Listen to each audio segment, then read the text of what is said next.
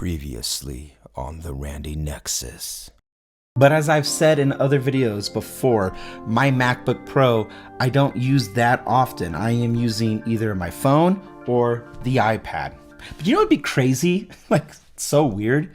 Is what if I did end up still try to be the spiritual successor of that 12-inch MacBook? What if I did try to buy the thinnest Apple device that ran an M-chip Apple Silicon? Wouldn't that be weird? 2 hours later.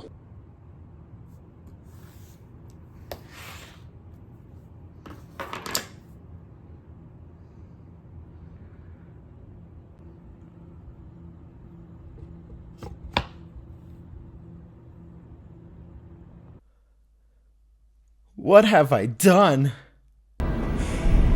You're fulfilling your destiny.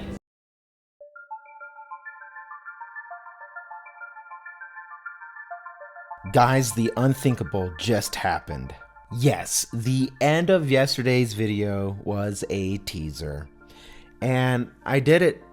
I actually did it. I can't believe I'm doing it, but I was receiving so many comments about me not understanding what iPadOS can do now, going, post M1 chip going forward, that I kind of decided to put my money where my mouth is. And for the next month minimum, I am going to be running the new to me iPad Pro M1 completely. My whole channel, all this setup right here is going to be ran exclusively off of this device.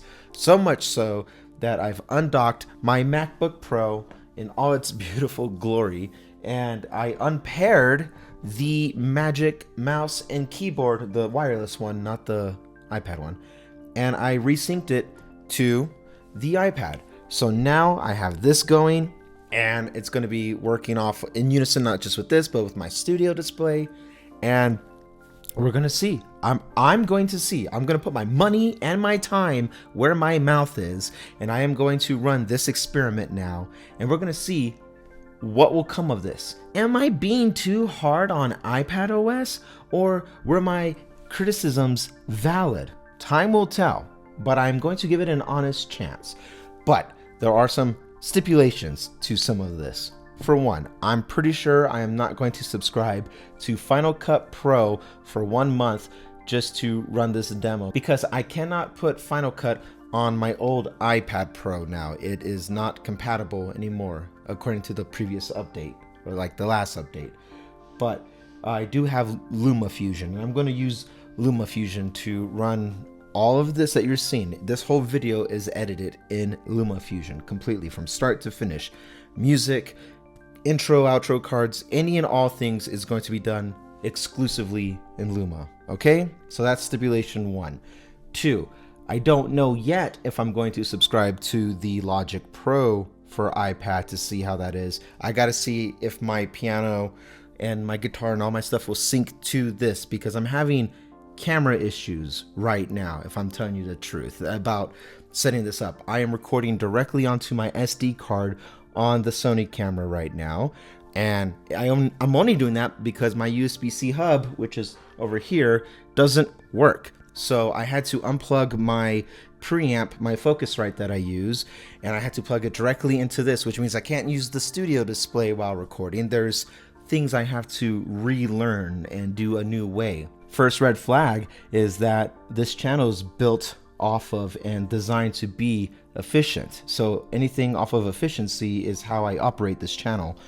Right now, I'm doing things that's making it less efficient. I'm recording my audio in the voice memo app. You can't see it, but it's happening. So this mic is still being used, and I don't know if this will actually work or not. So on the worst case scenario, that's being used, the audio on the camera, and that's not a good idea if that's the case. But all the same, I'm going to treat this iPad like it's my only computer, and we're going to see what I can get done. Since getting the iPad yesterday, I have initial pros and cons. I have thoughts I want to share with you. So I'm going to do that right now. Let's talk about the pros. The very first thing that I noticed that I love doing, especially when I have the iPad hooked up to the studio display, I absolutely love the Face ID authentication.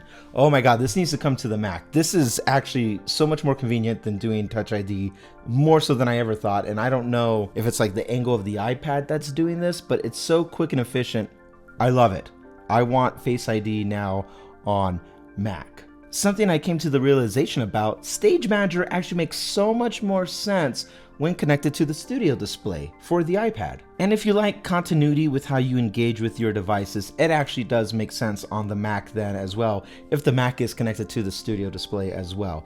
Stage Manager does not make sense on smaller screens. So just using the screen itself, I don't really care for Stage Manager, and using Stage Manager on the MacBook regular screen, the screens are too small, I don't care for it. But when you have a bigger screen real estate, it actually does make sense now.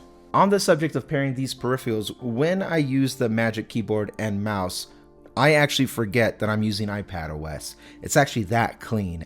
I was taken back by that. I was like, oh, this feels borderline intuitive. Something that I find extremely refreshing is I actually find myself enjoying optimized apps instead of using those workarounds on the macOS like websites that convert to apps. This is such a cleaner experience. Now for the cons. Things take slightly longer to get to the same results when I'm using iPadOS. For example, there's a two-step process to minimizing the window now instead of just going to the top left and clicking minimize. I get why it's designed that way because it's touch interface first. I do get that, and maybe it's just I need to practice it, but there is just a slight delay in navigating the system now.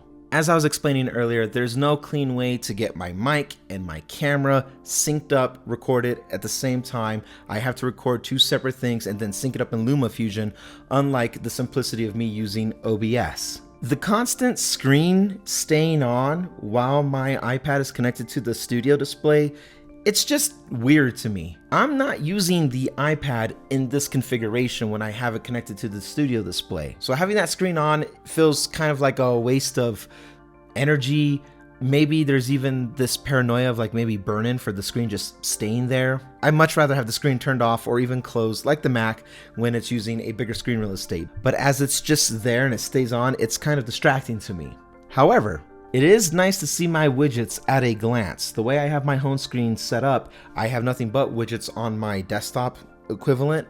And so being able to look over there, it's a nice convenience just to get relevant information at a glance. Moving the mouse or an application between the iPad and the studio display, it's not intuitive, it's not clean. I wish in settings I could format where my iPad is at so I could just drag across from left to right, because that's how it is. Right now, the only way you can do is going from top to bottom, so I'm trying to orientate my iPad to be, kind of in that configuration, but realistically, it's off to the side. It seems like a non-issue that could be resolved relatively quickly, and it's not. Because there's no clean way of navigating between the displays, sometimes when you're going down on the display, it causes the app to swipe up, like as if you were swiping up on your home screen.